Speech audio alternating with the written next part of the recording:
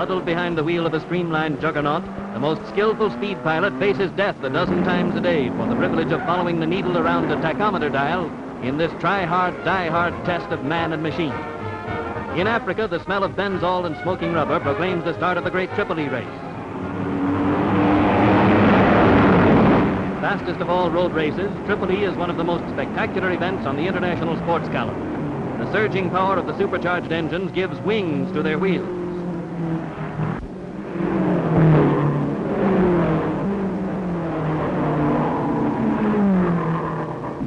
Stirring duels between ace drivers add to the excitement of team competition and offer plenty of piston-pounding thrills to please the gallery. At nearly 200 miles per hour, the pilot of the fastest car crosses the line to victory. The biggest continental sports event is the annual Grand Prix, which draws hundreds of thousands of spectators to the famous Nürburgring. Automobile racing is a major sport in this country, and the successful driver becomes a national hero.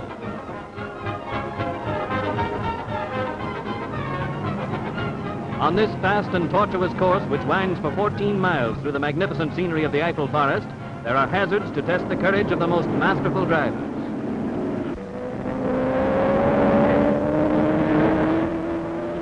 Skill and chance play their part in deciding the result, but most of the credit belongs to the unsung heroes of the sport, the mechanics, whose teamwork in the pits is a miracle of efficiency.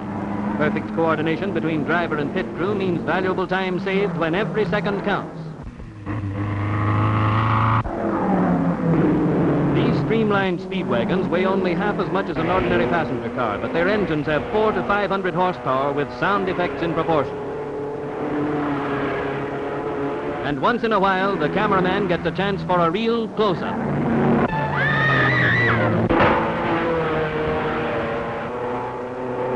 An exciting feature of the Nürburgring course is the celebrated carousel, a 6-foot wide strip of banked concrete on the inside of a flat turn.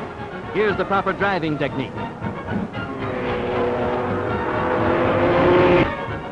Through a haze of blue smoke, a weary pilot sees the checkered flag that signals his victory, and he pulls in to receive the laurels that belong to the champion. In England, a private estate is the setting for the newest of Grand Prix events, in which continental motor races shatter the peace of the English countryside as they attempt to dodge the livestock and miss the more massive bits of scenery.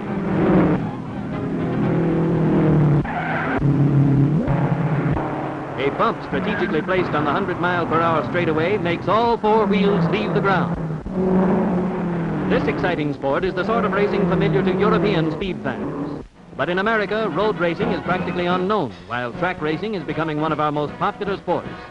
The typical county fair, 20th century style, often features automobile competition on a dirt track originally intended for horse racing.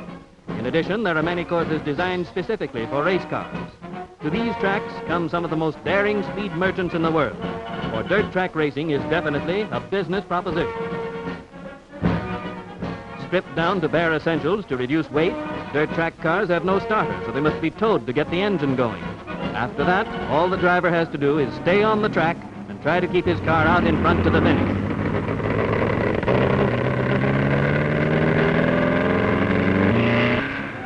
The green flag drops and they're off to a roaring start.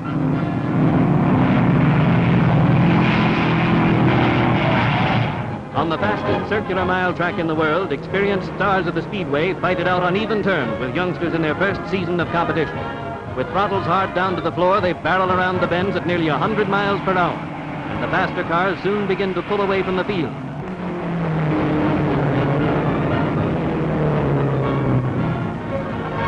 Skill and experience begin to count as veteran fence busters pile on the power and steam by downstairs near the inside rail.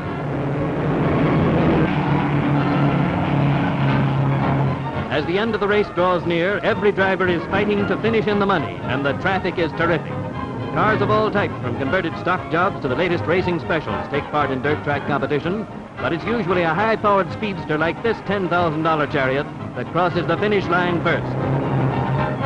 A few years ago, midget racing was inaugurated in California, and now the doodlebugs dash frantically around cinder ovals in the suburbs of many large cities. Just because they're little, many people think these midget cars are easy to handle, but there are plenty of big car drivers who won't ride in one of these for fame or folding money.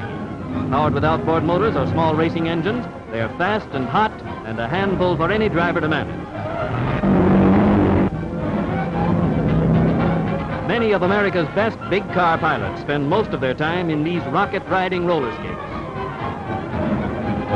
The goal of all race drivers in this part of the world is Indianapolis, where once each year more than 150,000 racing fans meet from all parts of the map to watch Speedway stars, the crack of the track, battle for a $100,000 purse.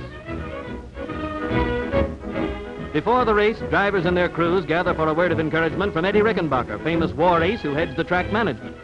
Then, as the 0 hour approaches, cars are wheeled out to the line, taking the positions they have earned in preliminary time trials.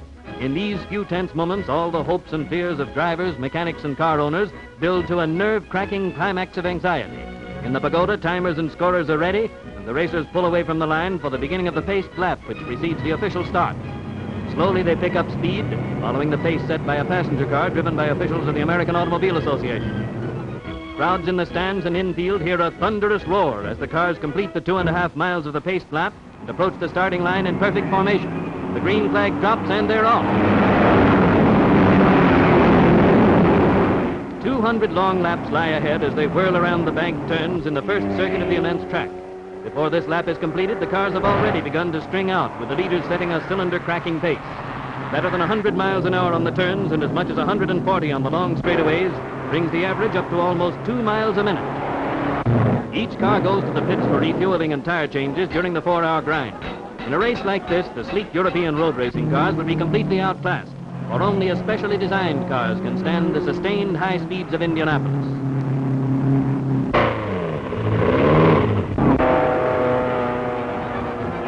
Racing the clock around a speedway is a grinding game, but it's a sport for men with spirit and spine and a good grip on the wheel. And with throbbing thunder under the hood and a devil driver in the cockpit, it's the most thrilling sport since the invention of speed.